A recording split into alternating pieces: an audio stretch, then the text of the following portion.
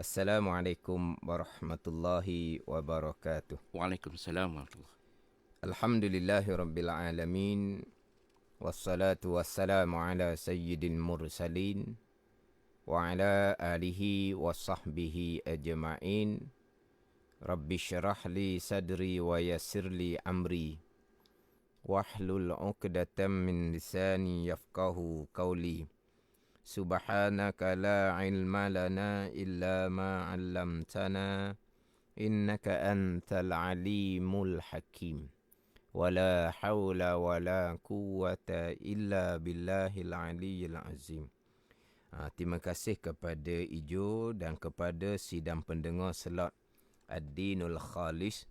Mudah-mudahan kesemua kita dikurniakan oleh Allah Subhanahu wa taala dengan agama yang sebenar, agama yang suci, dengan akidah yang suci, akidah ahli sunnah wal jamaah, dengan ibadah yang sebenar-benarnya yang berlandaskan kepada ilmu, dan dengan kosak hati yang suci beribadah semata-mata kerana Allah Subhanahu wa taala. Amin. Sebagaimana Ijo sebut tadi, slot yang terdahulu membicarakan berkaitan dengan qada mu'allaq dan qada mubram. Jadi Ijo sebut tadi insya-Allah akan menyambung berkaitan dengan qada baik dan jahat daripada Allah Subhanahu wa taala. Jadi sebelum daripada saya masuk kepada tajuk qada baik dan jahat, saya nak mengulangi kembali hak berkaitan dengan qada mu'allaq dan qada mubram. Selain daripada sidang pendengar boleh mengikuti hak selok-selok yang terdahulu dalam rakaman simpanan video hak FB Terengganu FM. Yes, sir. Yang mana sebelum kita pergi kepada membicarakan qada mu'allaq, qada mubram, kita kena mati kejap molek dahulu di rukun iman yang keenam. Sekalian perkara yang berlaku datang daripada qada dan qadar Allah Subhanahu wa taala. Sekalian perkara yang berlaku telah diqada, ditentukan oleh Allah Subhanahu wa taala pada azal. Sekalian perkara telah dikehendaki, telah ditentukan oleh Allah Subhanahu wa taala pada sedia kala. Kejap tu hak di tajuk rukun iman yang keenam, sama ada perkara baik ataupun perkara jahat. Qada Allah Subhanahu wa taala, kehendak Allah, ketentuan Allah yang bersifat dengan iradah. Kemudian apa yang Allah kehendak dan Allah tentukan sebagaimana ilmu Allah Subhanahu wa taala. Ini kejap sini sekalian telah diqadakan oleh Allah pada azal. Apa yang telah qadakan sebagaimana ilmu Allah Subhanahu wa taala. Jadi kalaulah kita kejap molek situ sekalian telah diqadakan oleh Allah, maka nak timbul mu'allaq tergantungnya macam mana sebab sekalian. Kemudian pula ketentuan Allah ini iradah dan ilmu. Jadi iradah dan ilmu ni menentu mengetahui sekalian pada sedia kala. Kemudian bila Allah Ta'ala sudah mengqadakkan, maka mustahil qada Allah berubah. Sebab apa mustahil berubah? Kalau berubah, di manakah duduk sifat ilmu Allah Subhanahu wa taala? Jadi nak bicara hak mu'allaq mubram ni, hak ni kita kena mati di tajuk rukun iman yang keenam, hak iradah ilmu hak azali. Selesai situ, boleh kita pergi kepada qada yang tercatat di Lauh Mahfuz. Ni dia kena satu-satu. Cuma ini sebagai peringatan lah. Sebab pembicaraan qada mu'allaq mubram di Lauh Mahfuz ini, kalaulah sebab Ad-Dinul Khalih ini, sebagai yang saya sebut dah sebelum daripada ini, saya akan mengikut susunan dalam kitab Tauhid Sifat 20, kitab Jawi, kitab Faridatul Faraid, karangan Syekh Ahmad Al-Fatani. Yang mana kitab Faridatul Faraid ni kira-kira gak di Fatani ke, di Malaysia kita ke contohnya, ada kira kitab hak ranking nombor 1, kitab yang mana rendah sangat pun tidak, tinggi sangat pun tidak. Dalam kitab ni cukup lengkap pembicaraan ke-6 rukun iman. Dan saya pernah sebut sebelum ini bahawa pembicaraan qada dan qadar di bawah pembicaraan sifat kudrah dan iradah agak panjang dalam kitab Faridatul Faraid. Tetapi dalam kitab Faridatul Faraid tidak didatangkan pembicaraan berkaitan dengan qada mu'allaq, qada mubram yang tercatat di Lauh Mahfuz. Makna nak mengaji qada mu'allaq mubram yang tercatat di Lauh Mahfuz ni, dia kena ambil kitab Tauhid Sifat 20, hak level hak lebih tinggi lagi. Hak level lebih tinggi ni kadang-kadang kita pondok ada ngaji lah. Kalau kapung kadang-kadang jarang-jarang tempat lah, jarang-jarang masjid dia baca kitab Tauhid Sifat 20 hak agak tinggi. Dia biasa ambil pertengahan, contoh hak level kitab Faridatul Faraid.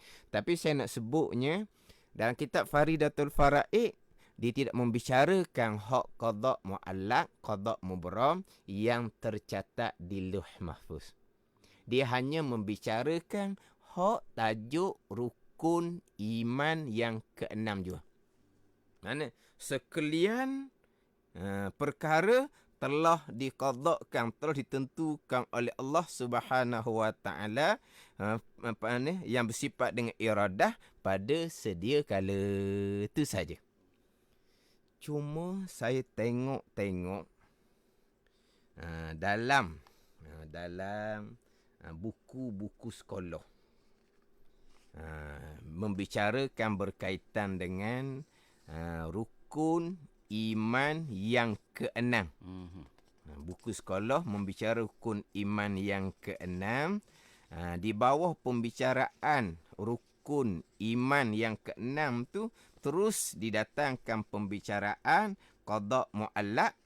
Qada pecah kepada 2, qada mu'allaq dan qada mubram. Ni kena cermat molek sikit.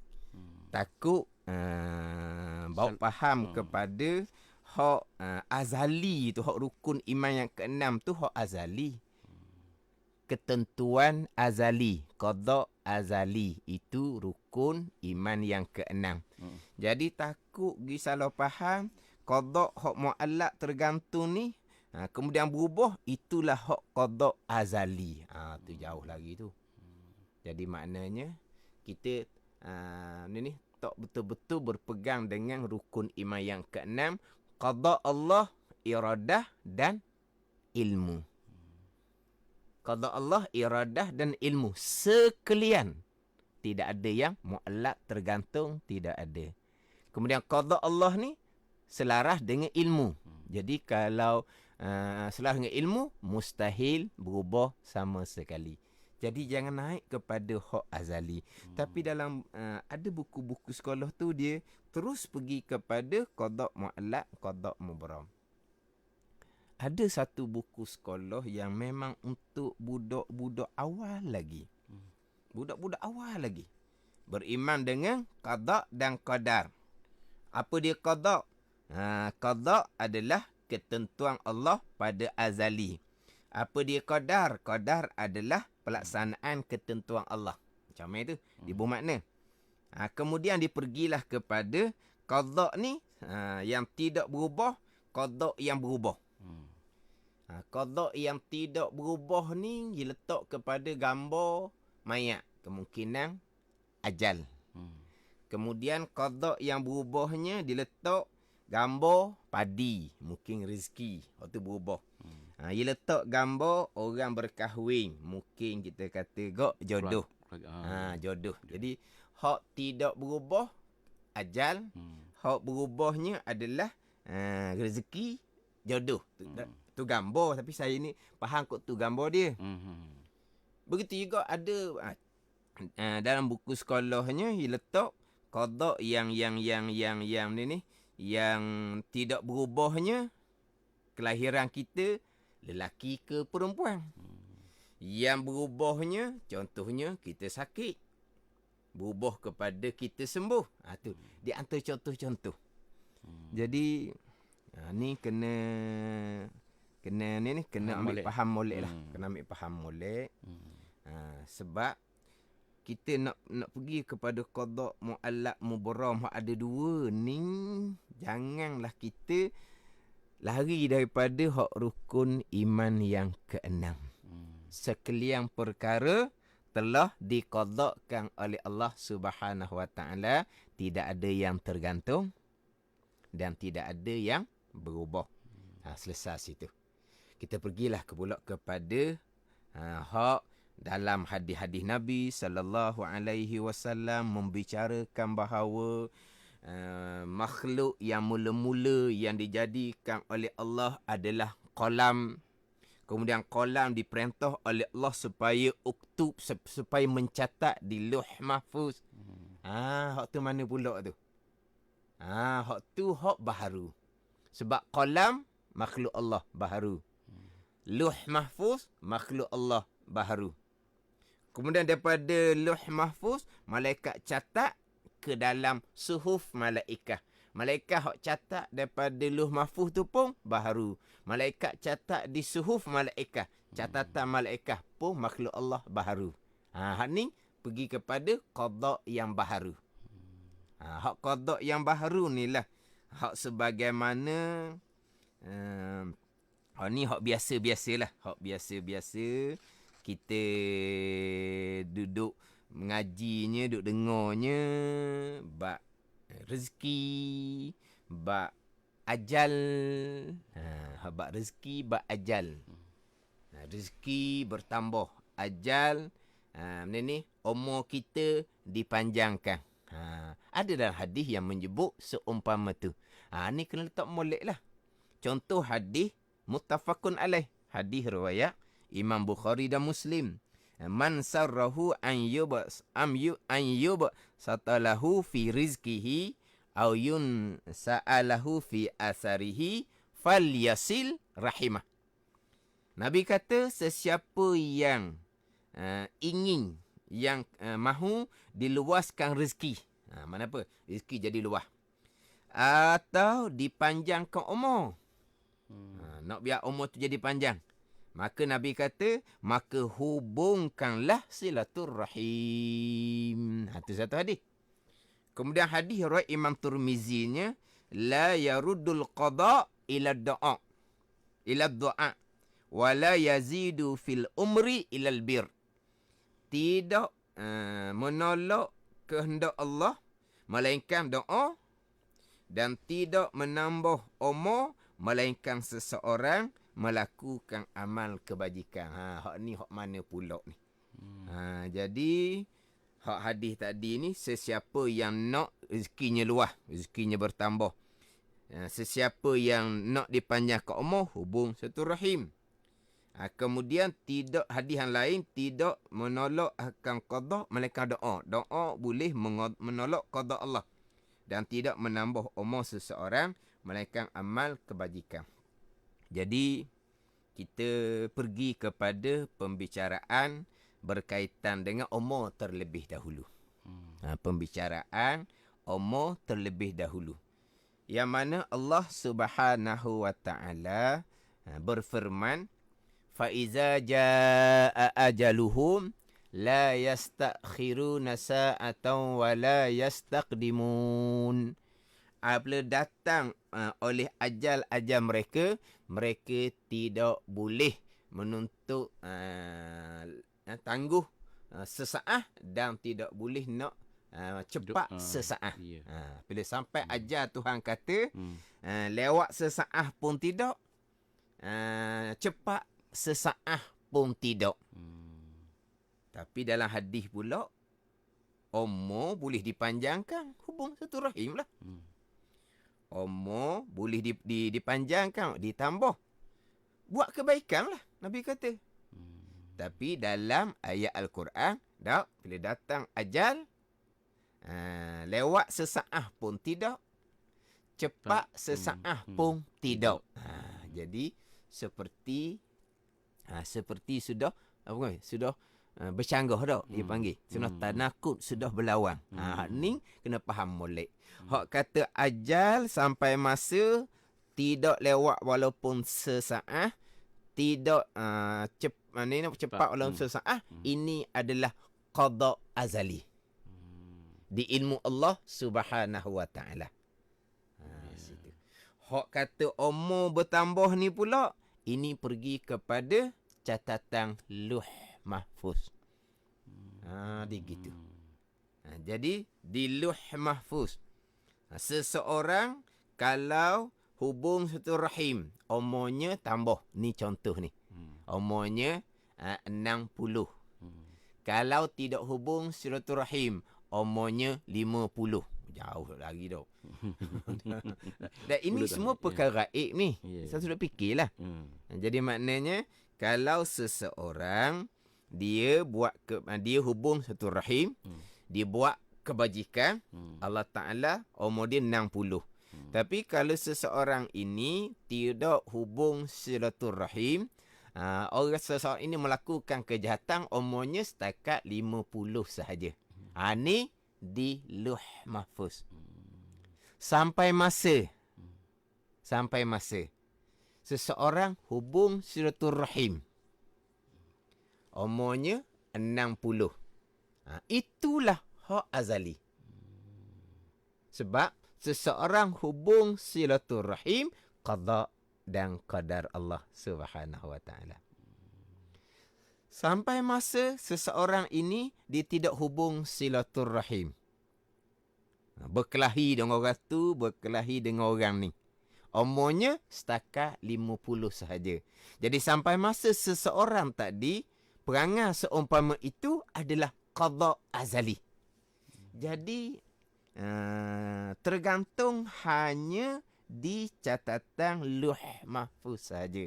Adapun di ilmu Allah, bicara qada azali, iradah dan ilmu, mubram, putuh belaka dah. Gitu je. Sekarang tu sudah kita faham. Tapi takdilah saya biasa tekan berulang-ulang sebelum daripada kita nak bicara hak qada Luh Mahfuz, suhuf malaikah contohnya, mati molek dulu di tajuk rukun iman yang ke-6 sekalian telah diqadakkan oleh Allah yang bersifat iradah pada azali sedia kala sebagaimana ilmu Allah Subhanahu wa taala. Sekalian telah diqadakkan oleh Allah. Umurnya berapa? 60. Qada Allah tetap dah. Umur dia 50. Qada Allah tetap dah. Mati situ dulu. Dia kalaulah hak tergantung ni 60 ke 50 ke, dia panggil qada jugalah. Dia panggil qada juga. Tapi tergantung maknanya belum letak betul-betul lah. Belum letak betul-betul lah. Tak tahu lah. Jadi tu timbul situ tak tahu. Allah tak tahu, mustahil sama sekali. Kalau macam kita, contoh macam kita. Ni saya biasa sebut dah. Jadi sebelum ni pun saya sebut, ni mungkin akan jadi terulang. Kita contoh kita. Kita buat satu-satu ketetapan, satu-satu keputusan. Kita bermusyawarah. Ada perkara yang kita mubram dah, putus dah, clear. Perkara ni kita sudah dapat keputusan sebulat suara. Okey, selesai. Beres masalah ni. Kita pergi pada ni hak masalah yang kedua. Berbincang. Tak jumpa kata sepakat. Tak jumpa kata sepakat. Okeylah, beginilah. Kita tengok kod hadapan macam mana. Kalaulah kod hadapan ni begini jadinya, kita buat pesen ni. Kalau kok hadapan sebaliknya jadi, kita buat pesen lain. Oh, macam plan-plan Ni ada dua ni. Dua plan. Dua. Plan A, plan B. Plan A, plan B. Sebab apa? Sebab masing-masing ni, ni kata begini, ni kata begini. Pada ni. Kemudian pindah pula pada tajuk yang lain, pada masalah yang lain. Bincang. Okey, kita tak putusan lah. Kita mesyuarat semula kemudian. Habis. Kenapa jadi plan A, plan B? Sebab ilmu kita. Tu. Dia bergantung pada ilmu sebab kita jahil. Kenapa perkara ni langsung kita tak wani putusan? Jangan. Takut jadi pesen lain. Sebab apa? Sebab kita tak jelas lagi ni. Faham tak ni? Persoalan ilmu kita sampai peringkat yang kita mesyuarat putus doh tu. Mesyuarat putus sebelah suara tu. Hak mula-mula tadi. Hak mula-mula tadi ni. Sampai masa kena ubah balik. Walah, itu bukan keputusan sendiri-sendiri. Itu keputusan mesyuarat. Tapi kenapa ubah? Kerana apa yang kita jangka tak berlaku. Sebab apa? Sebab kita jahil. Lepas itulah kita terpaksa kena ubah ketetapan keputusan kita. Ilmu kita bermasalah. Jadi bila balik kepada qada, rukun yang keenam, iradah dan ilmu. Sekalian. Tidak ada plan A, plan B. Tak ada tergantung. Dan berubah. Mustahil berubah. Sebab apa? Sebab qada, iradah dan ilmu. Situ. Jadi, hak kata tergantung berubah, itu adalah catatan Lauh Mahfuz. Catatan Lauh Mahfuz baharu. Ingat baik. Tapi, malaikat tidak mengetahui antara hak catatan yang tergantung tadi ni, umur 60 ke 50 ke sebelum berlaku, malaikat tak tahu. Sampai masa baru malaikat tahu. Adapun yang sebenar-benar akan berlaku adalah hak azali. Hanya Allah yang mengetahui jua. Ni kena letak asim molek tu. Bicara hak rukun yang kenang, hak azali. Kemudian qada Lauh Mahfuz. Qada yang tercatat di suhuf malaikat. Qada yang dicatat di budak umur 4 bulan. Ni. Dia panggil qada belaka ni. Tapi kita kena faham hak kita bicara rukun iman yang keenam, hak azali. Hak Lauh Mahfuz ni hak baharu. Tapi ada satu pengajaran tu, catatan Lauh Mahfuz yang azali disebut gitu. Catatan Lauh Mahfuz azali. Catatan tu kolam. Azali apa? Makhluk. Tercatatnya Lauh Mahfuz. Azali apa? Makhluk. Sebab tu kena letak molek tu. Antara ketetapan Allah azali dengan catatan Lauh Mahfuz. Ketetapan Allah azali, rukun iman yang keenam, mubram belaka dah, putuh belaka dah. Kemudian catatan Lauh Mahfuz. Itu baru. Dia kena beza dua tu. Jadi, pembicaraan hak mu'allaq mubram ini, zahirnya adalah di Lauh Mahfuz. Di ilmu Allah, hak rukun iman yang keenam, mubram, putuh belaka dah. Letak itu. Dan mustahil, ketetapan Allah Subhanahu wa ta'ala ni diruka oleh orang lain. Orang lain ruka, jadi berubah. Itu mustahil. Fa innaka taqdi wa la yuqda alaik. Kita baca dalam doa kunung. Kerana sesungguhnya engkau lah yang menentukan dan tiada yang menentukan atas engkau. Dan ketentuan Allah, qada Allah, tidak ada yang boleh merubah. Wala radda lima qadait. Wala radda lima qadait. Yang kita disunatkan baca selepas ada semayang tu. Allahumma la mani'a lima a'taita.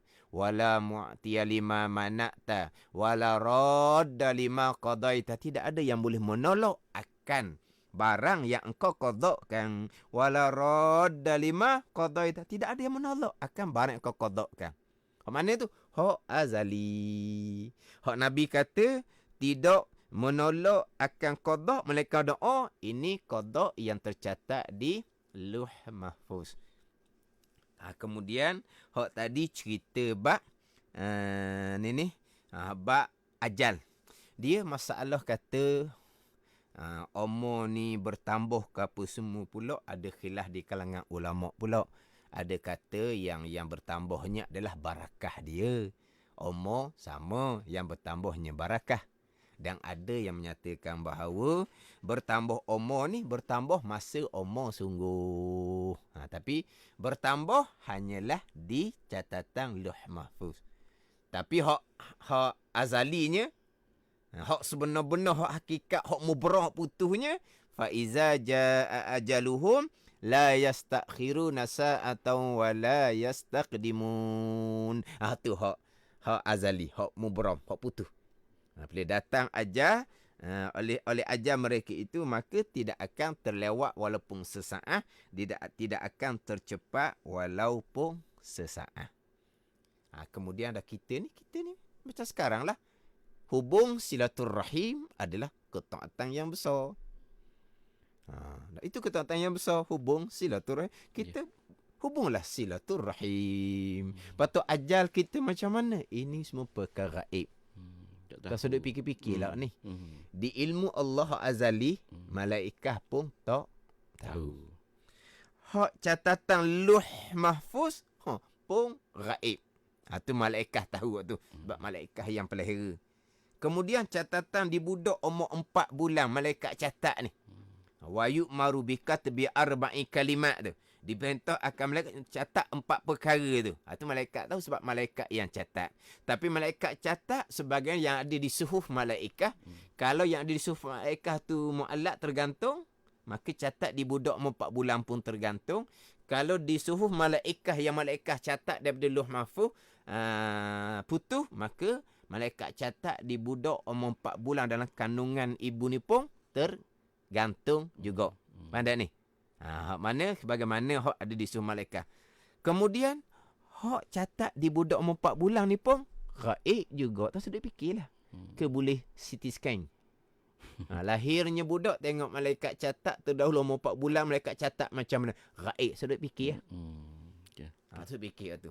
Sama juga dengan persoalan doa. Kita berdoa lah sebab apa? Ad-doa huwal ibadah. Doa tu ibadah. Kita sebagai hamba, kita berdoa. Kita berdoa ni ada bahagian itulah ketetapan azali. Tapi kalau kita nak buat contoh lah ni, nak buat contoh. Tapi ni gaib, jangan duduk menung, duduk mikir pula. Contoh. Berdoa ada bahagian.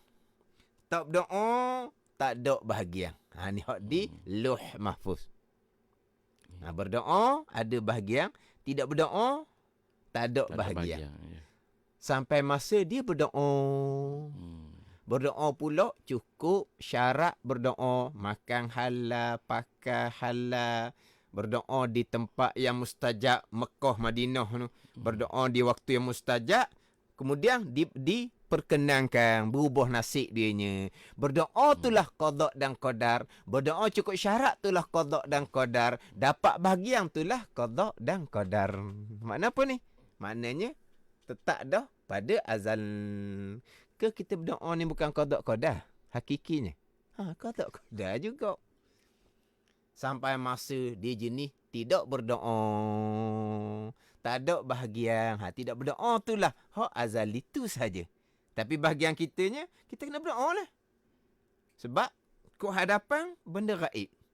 Tapi berdoa kita ni pun adalah taufik hidayah daripada Allah Subhanahu wa ta'ala. Kita berdoa siap. Akhirnya kita tutup dengan walhamdulillahi rabbil alamin. Kita berdoa mulai dengan bismillah, alhamdulillah, selawat dan salam atas Rasulillah. Di akhir doanya walhamdulillahi rabbil alamin. Akad kepujian kepada Allah. Sebab apa? Doa kita tu pun qada qadar, taufik hidayah daripada Allah Subhanahu wa ta'ala. Dalam kitab dia begini je. Bab berdoa ni, jangan tinggal berdoa. Memanglah ketetapan Allahnya sudah mubram, sudah putus. Dia letak macam mana? Macam dia katanya, kita. Kita ni qada sudah mubaram, sudah putus. Sampai masa kita kenyang contohnya. Ni, faham tak ni? Sampai masa kita hilang dahaga contohnya. Sudah mubaram, sudah putus di azali. Dah kita makan dah. Makan. Makan. Kita minum dah. Minum. Kita minum. Gitulah juga. Mubaram sudah ditetapkan pada azal apa kehadapan. Kita berdoa ke tak? Kita berdoa lah. Ya. Gitu je lah maknanya buat bandingan. Kita jangan tinggal berdoa sebagaimana kita tidak tinggal makan dan minum walaupun kita berpegang. Kenyang kita sudah ditentukan oleh Allah. Putus dah pada azal. Hilang dahaga kita telah ditentukan Allah. Putus dah pada azal. Tapi kita tinggal tak makan minum. Kita tak tinggal makan dan minum. Samalah juga.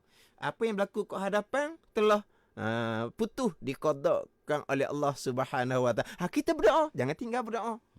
Berdoa adalah ibadah. Situ je. Doa tidak doa ya. Doa tetap doa. Sebab apa? Sebab itu perintah Allah Subhanahu Wa Taala. Contoh beginilah pula. Contoh.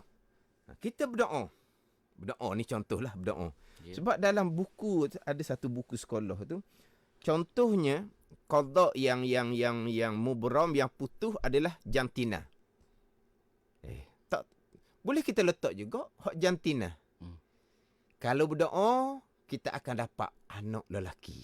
Kalau tidak berdoa kita anak perempuan lah daripada yang pertama, kedua, ketiga ni. Contoh. Ini jangan duduk mikir ini benda raib ni. Jadi jantina sendiri pun termasuk dalam yang ketentuan yang tergantung boleh berubah. Kalau berdoa dah anak perempuan pun ya Allah ya Allah ya Allah ya Allah pergi Mekah tu. Buat umrah Mekah tu nak berdoa nak anak lelaki. Kemungkinan catatan Lauh Mahfuz kalau berdoa boleh anak lelaki juga kemudian ni. Kalau tak berdoa siapa ke bosulah anak perempuan. Ini benda baik ini jangan duduk mikir menung pula sidang pendengar. Sama masa dia berdoa, boleh anak lelaki. Yang mana berdoa itulah hak ketentuan azali, hak mubram. Anak lelaki itulah ketentuan azali. Kenapa kata tidak? Termasuk dalam ketentuan yang tidak berubah. Sama juga hak saya sebut kata dalam buku sekolah, hak tak berubah, hak ajar tu. Tadi boleh umur dipanjangkan. Bila ni hubung silaturrahim. Tetapi sebelum nak hurah hak tergantung ini kena biarlah kita faham molek dahulu hak tajuk rukun iman yang keenam sekalian perkara telah diqadakkan oleh Allah Subhanahu Wa Taala pada sedia kala. Allah yang bersifat dengan iradah dan Allah selaras dengan ilmu Allah Subhanahu Wa Taala. Kemudian ini contoh-contoh salah faham hak berkaitan dengan hak qada yang muallaq, qada yang mubram. Siapa peringkat? Ini contoh ambil pengajaran molek dan ada orang yang terbabit dengan pelajar-pelajar dia kata memang terkadang bila ditanya-tanya kepada sebahagian pelajar tu mereka tak faham. Mereka pergi sandar hak Tuhan ubah ni hak azali. Dah kita berdoa Tuhan ubah.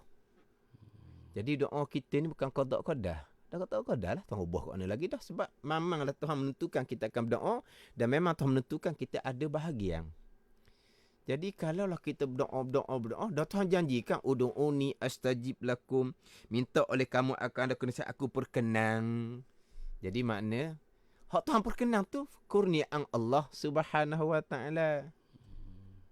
Dan kita berdoa, hak kita patuh pada perintah Allah supaya berdoa, itulah qada dan qadar Allah. Tuhan perkenan, itulah qada dan qadar Allah Subhanahu Wa Taala. Jangan seolah-olahnya Tuhan pun dah serendar, dah duk minta Tuhan serendar. Jadi Tuhan ni macam ibu bapa kita. Mula asal tak mau beri. Bila kita minta rayu-rayu, mak ayah kita pun beri. Jadi macam mak ayah juga Tuhan kita ni. Tu mustahil sama sekali. Ada orang yang boleh katakan berkenaan jugalah. Macam ni Ustaz Tuhan nak tengok dulu dia kata. Tuhan nak tengok dulu sama ada dia hubung silaturrahim ataupun tidak. Kalau dihubung silaturahim, Allah Ta'ala akan tambah umur dia. Kalau dia tidak hubung silaturahim, bahkan banyak berkelahi dengan orang, maka ilmu umur yang ada tu pun cukup dah. Dah hidup balah dengan umur yang ada cukup dah. Tuhan tidak akan tambah. Dia kata Tuhan nak tengok dulu. Ya Allah. Apa pemahaman yang seumpama tu. Ni bukan orang biasa-biasa. Orang tengok dulu macam mana sekalian telah diqadakkan oleh Allah Subhanahu wa ta'ala iradah dan ilmu. Nak tengok dulu ni Allah belum lagi mengqadakkan. Allah belum lagi mengetahui, mustahil sama sekali. Dan ada pula yang kalau minta awal-awal tu Tuhan tambahlah umur. Tapi masuk hospital dah, last minute baru minta. Allah tak boleh nak tambah dah lah sebab minta lewat. Ada juga orang bawa faham seumpama tu. Mana kalau ya Allah panjangkan umur ya Allah. Ya Allah panjanglah umur dengan umur yang barakah ya Allah. Kalau minta semua pada awal Tuhan berilah. Ni last minute masuk hospital barulah nak minta. Ya Allah, panjanglah umur ya Allah. Jadi Tuhan tak perkenan dah. Tuhan dah ubah dah lah dia kata. Sebab apa? Sebab lewat sangat minta.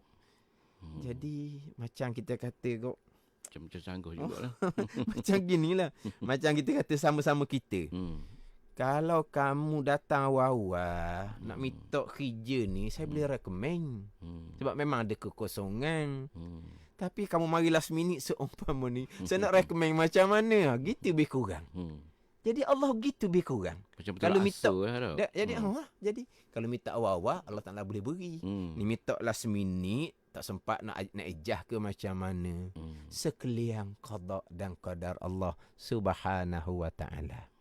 Sekalian qada dan qadar Allah Subhanahu wa ta'ala. Hak kita bicara hak rukun iman yang keenam. Jadi kira-kira untuk selok kali ini tak masuk lagi lah berkaitan dengan qada baik dan qada jahat. Kita masih lagi menyambung pembicaraan berkaitan dengan qada muallaq, qada mubram yang tercatat di Lauh Mahfuz. Tapi kita mati dah di rukun iman yang keenam. Sekalian telah diqadakkan oleh Allah Subhanahu wa ta'ala yang bersifat dengan iradah yang selaras dengan ilmu Allah Subhanahu wa ta'ala. Sekalian putus belaka dah kehendak Allah Subhanahu wa ta'ala.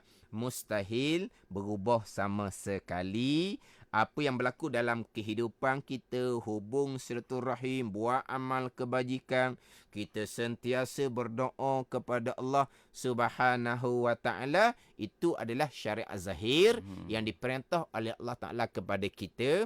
Bila kita melakukan perintah Allah dengan hubung silaturahim, dengan kita buat kebaikan-kebaikan dan dengan kita sentiasa berdoa, itulah juga qada dan qadar Allah Subhanahu wa ta'ala. Jadi hak berkaitan dengan qada baik dan qada jahat, insya-Allah lah kita akan sambung di selok akan datang.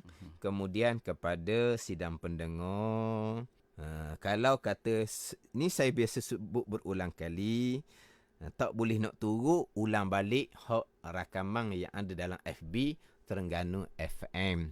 Yang mana saya ni kira berangsur-angsur dah ni satu peringkat. Kalau sidang pendengar masih lagi tidak boleh mengikuti, jangan putus asa, kena carilah kuliah-kuliah yang lain pula, kitab-kitab yang lain pula. Ini kita bicara rukun iman. Tak lepas di rukun iman, amal ibadah tidak akan diterima oleh Allah Subhanahu wa ta'ala. Jadi mudah-mudahan kesemua kita dikurniakan oleh Allah Subhanahu wa ta'ala dengan akidah yang suci, akidah ahli sunnah wal jamaah. Wallahu a'lam. Wassalamualaikum warahmatullahi wabarakatuh.